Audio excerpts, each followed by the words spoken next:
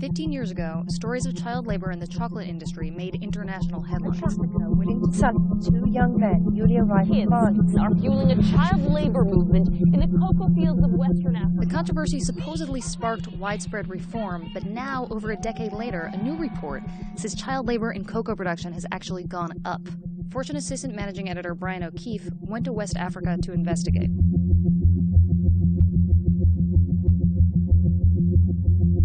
Brian, tell us what's going on. The countries we're talking about here are Côte d'Ivoire, formerly known as Ivory Coast, and Ghana. These two countries together produce about 60% of the world's cocoa supply.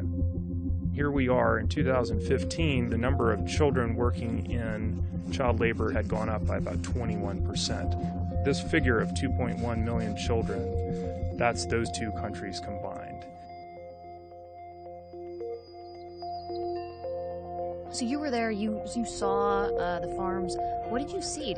It's very much like what you might imagine of a poor village in Africa. These two main countries are not wealthy countries. I mean, the farmers that are the backbone of the cocoa industry, they tend to be these small farmers, many times illiterate, and they've been farming cocoa because they inherited cocoa, and it's how they scraped by. So if the difference between getting enough crop to live is to have your kids helping do it, and maybe there's not even a school nearby, the kids are going to help grow the cocoa, and they're not going to go to school. How much control and responsibility do the chocolate companies have over their supply chain, and what is the route that cocoa goes from the farm to the chocolate bar? So you have these European, US-based multinational companies, Nestle, Mars, Hershey.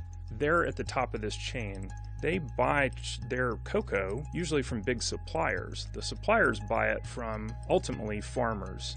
Then you have to look at the government is heavily involved in managing the buying and selling of cocoa. But to produce the volume of chocolate that the world demands, we're talking about thousands and thousands of farms.